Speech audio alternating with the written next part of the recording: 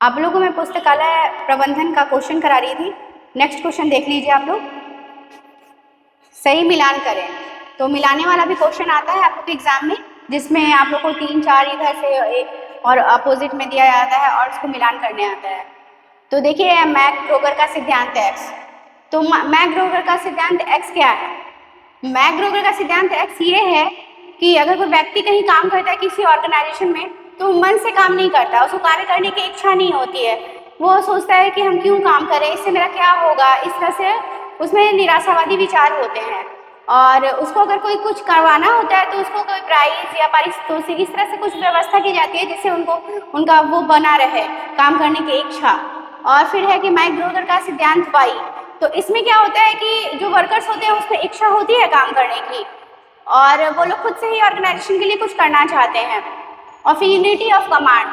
तो unity of command में ये होता है कि आपको मतलब वहाँ पे बहुत सारे वर्कर्स होते हैं, तो अगर मान लीजिए कहीं किसी को जवाब देना पड़े, किसी को देना पड़े, तो उसमें क्या होता है कि उसमें निराशावादी विचार आ जाता है और काम करने की इच्छा तब नहीं रहती है। तो उस समय क्या किया जाता है कि एक व्यक्ति को उनका हेड बना दिया जाता है कि जिसमें सारी रिपोर्टिंग उनको करनी पड़ती है।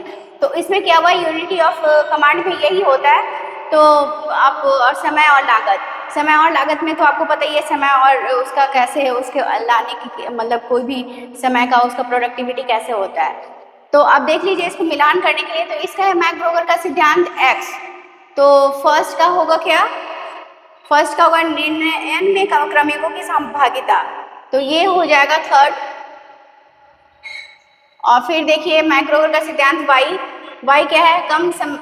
कम बाह्य नियंत्रण। इसमें बाह्य नियंत्रण कम होता है।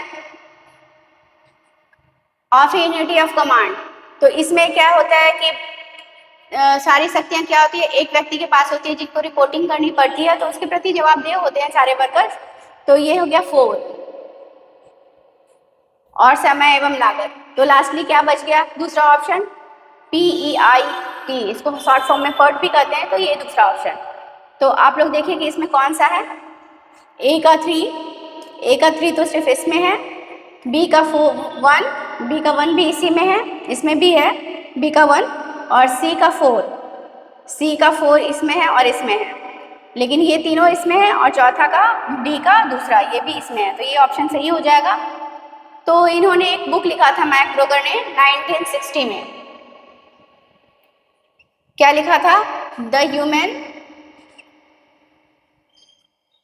ह्यूमन साइड ऑफ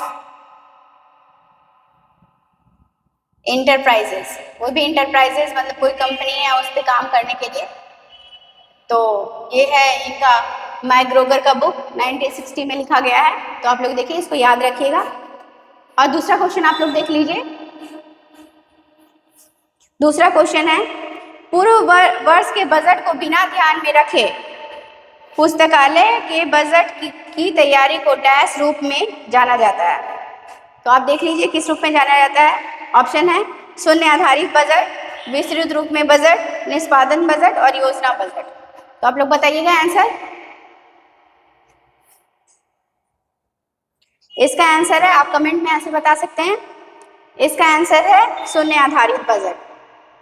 शून्य आधारित बजट को किसने सर्वप्रथम दिया था? पीटर फायर ने दिया था।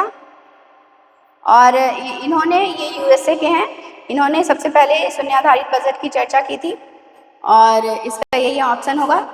तो आप देख लीजिए।